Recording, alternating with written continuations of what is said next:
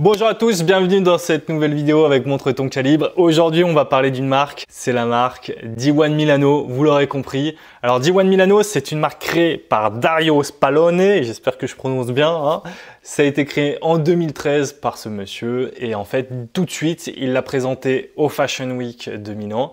Et en fait, à la Fashion Week, tout de suite, ça a très vite pris en fait comme marque et il y a eu un vrai engouement. Alors, il y a eu beaucoup d'amateurs, il y en a d'autres qui aiment un peu moins, on va le voir plus tard.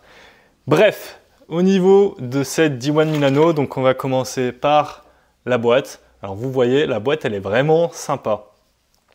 Elle est limite trop belle en fait pour une montre comme ça quoi. Ça fait vraiment belle boîte de montre. Il y a même la petite languette là comme ça. On va pas... Tant mieux, hein, on va pas se plaindre que la boîte est trop belle. Par contre, je peux pas m'empêcher de me dire que forcément le coût de la boîte se ressent sur le coût de vente en fait de la montre. Donc voilà. J'ouvre la boîte avec la petite languette et on découvre du coup la montre avec quelques documentations. Donc on va commencer par ça. Qu'est-ce qu'il y a là-dedans? Il y a, alors moi je sais, j'ai déjà regardé, hein, j'ai un petit peu triché. Il y a la carte du programme de fidélité. Alors en fait, je ne vais pas la retourner, mais si on la retourne au dos, en fait, il y a un code à rentrer sur le site internet pour être dans le programme de fidélité et pour probablement faire marcher la garantie. Ensuite, on retrouve le manuel, le guide d'utilisation, quoi, tout simplement. Alors voilà, on va peut-être pas le lire ensemble tout de suite, hein, ce sera peut-être un petit peu long et peut-être pas très intéressant, mais vous avez compris à quoi ça sert. On passe à ce qui nous intéresse, c'est-à-dire la montre. Alors au niveau de la montre, on va d'abord la sortir, hein, tout d'abord. Alors vous voyez là, ce qui est marrant, c'est que même au niveau du petit coussin là, franchement, le petit coussin, vous voyez en forme de M comme ça, en général, c'est quand même des coussins qu'on commence à retrouver sur des montres avec... sur des belles montres quoi, dans des belles boîtes de montres, donc c'est marrant de le retrouver sur cette petite D1 Milano. Alors je dis petite, hein, c'est pas péjoratif, loin de là, mais vous avez compris. Hop. Alors, qu'est-ce que vous dites de cette D1 Milano? Tout de suite, on va rentrer un peu dans le sujet. Pourquoi en intro, je disais qu'il y en avait beaucoup qui aimaient, il y en avait d'autres qui n'aimaient pas. C'est parce que D1 Milano est pour beaucoup considéré comme étant en fait une marque hommage. Donc hommage à Audemars Piguet Royal Oak. On va peut-être pas rentrer dans le débat, est-ce qu'il faut acheter des montres hommage ou pas. En tout cas, moi je trouvais que c'était intéressant d'en parler parce qu'on essaie de parler vraiment de beaucoup de montres et j'ai eu beaucoup de gens qui me demandaient des avis sur cette marque. Alors moi ce que je pense c'est que on met tout de suite de côté le débat montre hommage ou pas montre hommage.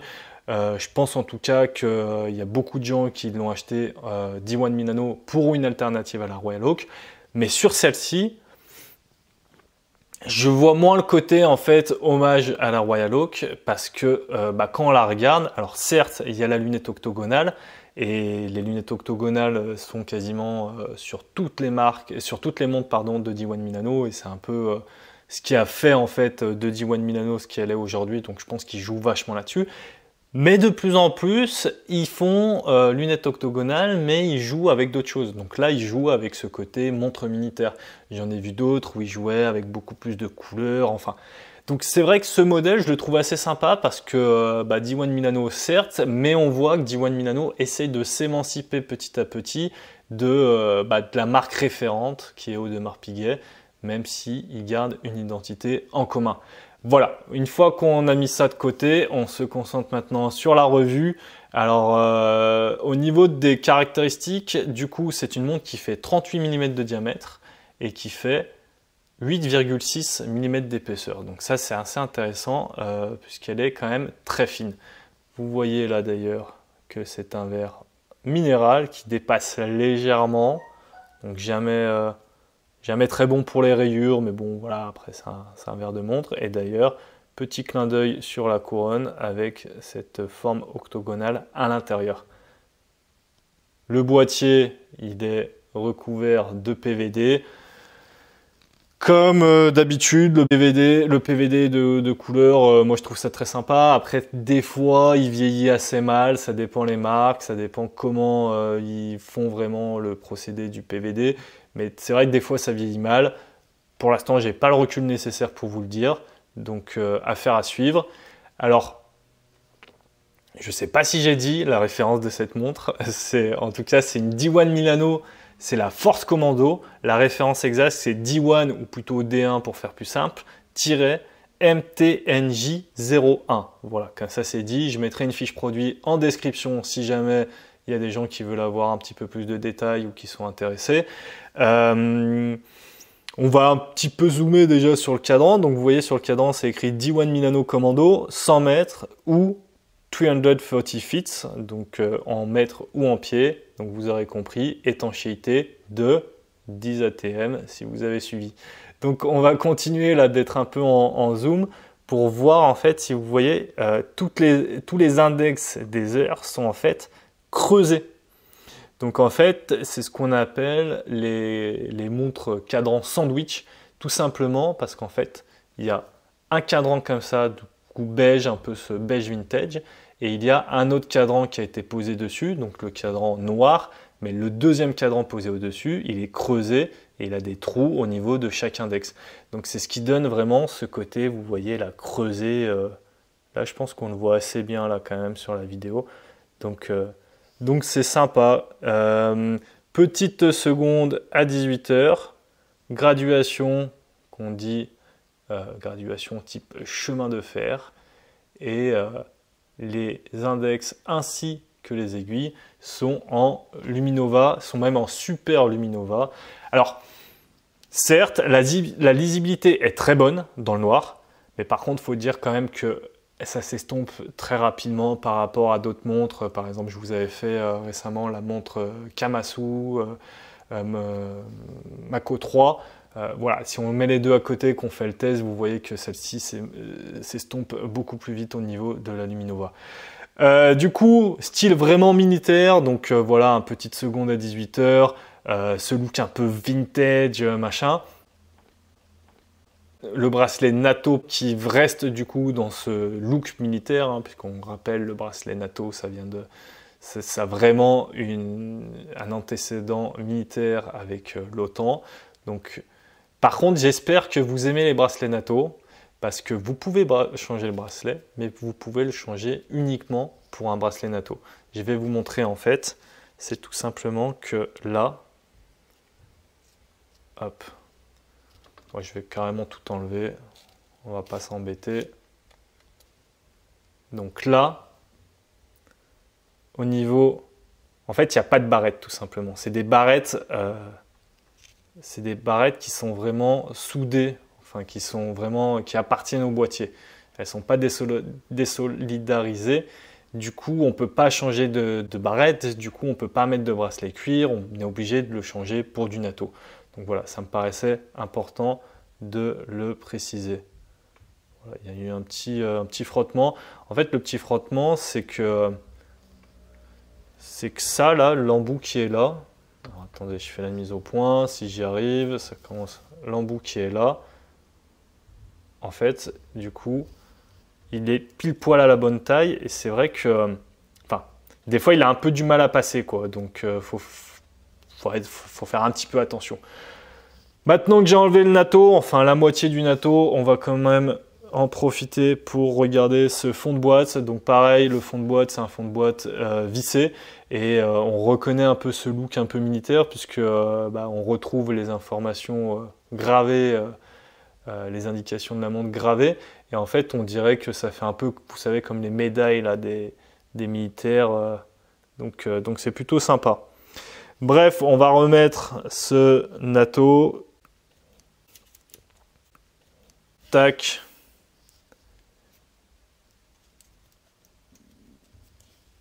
Tac. Donc voici. Je pense qu'on a fait à peu près le tour. Je vais peut-être vous montrer la montre en fait, tout simplement au poignet. Avant de ça, je suis en train de penser, je vous ai même pas parlé du mouvement. Donc le mouvement, c'est un mouvement Miyota.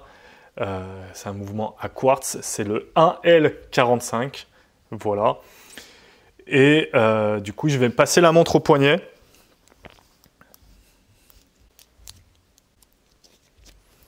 Voilà, alors, montre au poignet, ce que ça donne. Donc moi, le natto, j'aime bien, hop, le repasser comme ça dans la petite boucle.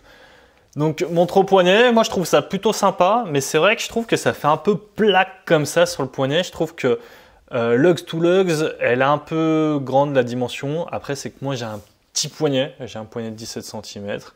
Mais sinon, elle est très sympa.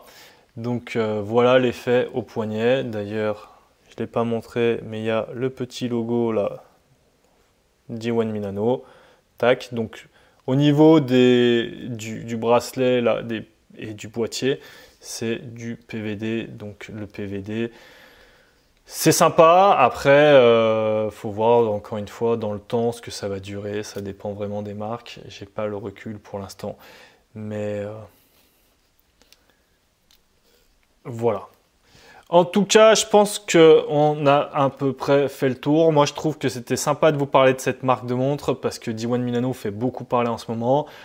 Celle-ci, ce modèle, moi je l'aimais bien parce que ça faisait pas trop montre hommage de Audemars Piguet. C'était un peu l'émancipation de D1 Milano. Donc j'espère que D1 Milano va continuer un peu dans cette voie.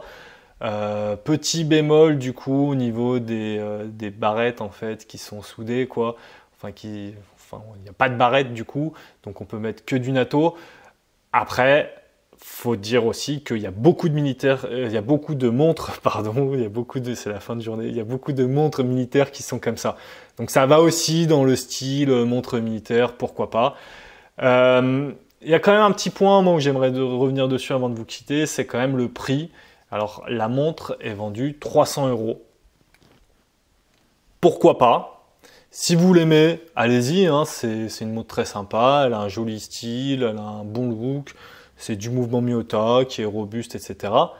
Mais pour moi, il n'y a rien en fait qui justifie vraiment ce prix. Alors ok, ils ont mis la jolie boîte, tout ça, mais à la limite, j'aurais préféré qu'ils mettent une boîte un peu moins bien et qu'ils baissent un peu le prix, ou je sais pas, mais le mouvement Miyota, certes, il est robuste, mais il n'est pas très cher. C'est du mouvement quartz relativement peu cher. Le bracelet natto, c'est généralement le type de bracelet qui revient en coût de revient le moins cher pour les marques de montres. La couronne, elle n'est pas logotée. Enfin, il n'y a pas de. Je trouve qu'au niveau du prix, ils auraient pu faire un petit peu mieux. Voilà, c'est un peu. Moi, si je devais mettre 300 € dans une montre, je ne mettrais peut-être pas celle-ci. Donc, par exemple, si on revient sur la Orient Mako 3 Kamasu à 300 €, je préfère largement les mettre dans celle-ci, qui est une montre automatique, etc., etc. Après, bon, c'est pas comparable. Hein. C'est pas du tout le même style. Par exemple, si on compare à une montre un peu dans le style militaire, en dessous de 300 €, par exemple, on va avoir la Seagull 1963, chronographe, montre mécanique, pardon. Je la trouve plus sympa et elle est trouvable vers les 250, 280, je sais plus exactement, mais elle est en dessous de 300 €. Bref, je vais vous quitter là-dessus. Je vous dis à très bientôt. N'oubliez pas du coup que Montre ton calibre, c'est une chaîne collaborative. Donc si vous voulez nous envoyer votre vidéo de votre montre, c'est avec grand plaisir qu'on les poste. Et je vous dis en tout cas à très bientôt sur MTC. Allez, ciao ciao.